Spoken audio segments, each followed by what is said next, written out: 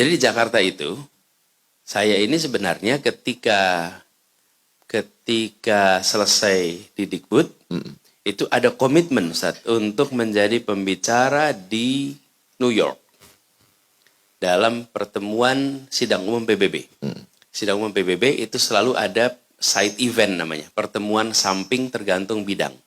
Nah, di dalam pertemuan itu ada bidang pendidikan. Ya. Nah, saya mendapat tugas memberikan keynote di situ, di pendidikan itu. Jadi ketika saya berhenti jadi Mendikbud, dikabari ke mereka bahwa Anies tidak lagi menjabat menteri, akan ada penggantinya. Dari sana menjawab, tidak, undangan tetap untuk Anies. Walaupun dia tidak menjadi menteri pendidikan. Jadi, oh ya sudah kalau gitu syukur. Ya. Saya bilang, boleh nggak tiket bisnisnya ditukar ekonomi biar berangkat berdua? Ya. Karena saya sama Ferry, sama istri saya ini, semenjak pulang belum sempat ke sana lagi. Ya. Nah, siapkan. Itu acaranya tanggal 23 September. 23 September. 2016. Nah, titik sampai di situ. Saya berhenti Juli akhir. Kira-kira akhir Agustus, saya dihubungi oleh satu orang, minta jumpa. Lalu ketika perjumpaan itu Pak Aksa Mahmud namanya. Ya.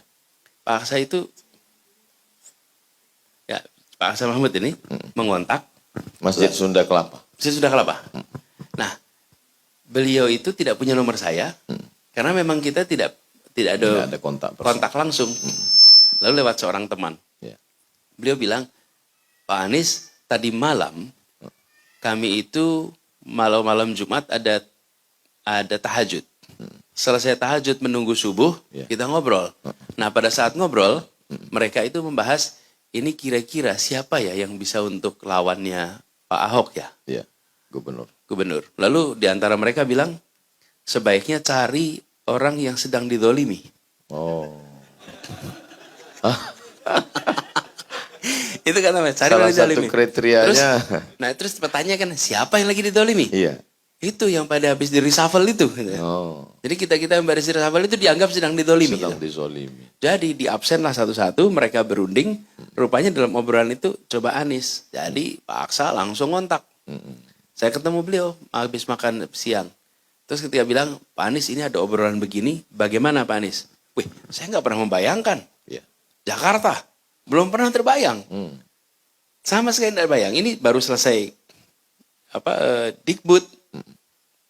Jadi saya bilang waktu itu, gini aja, Pak Aksa, saya belum pernah membayangkan maju DKI itu sama sekali tidak ada di dalam rencana. Pikiran juga tidak ada.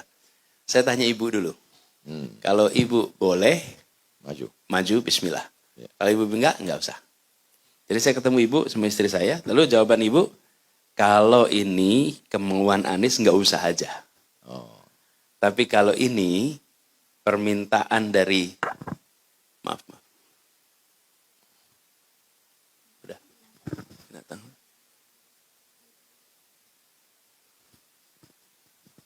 Kalau ini adalah permintaan dari umat, bismillah, kata mama gitu. Ya. Dah, saya tunggu. Seminggu kemudian Pak Aksa kontak.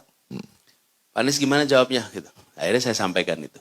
Terjadilah proses itu. Nah, pada saat proses itu, saya ini, kan ada rencana berangkat ke Amerika, Ustaz.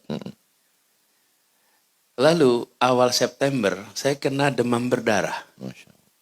Kena demam berdarah sehingga dirawat di rumah sakit itu seminggu lebih, dan pada saat dirawat itulah datang pimpinan partai menanyakan kesediaan.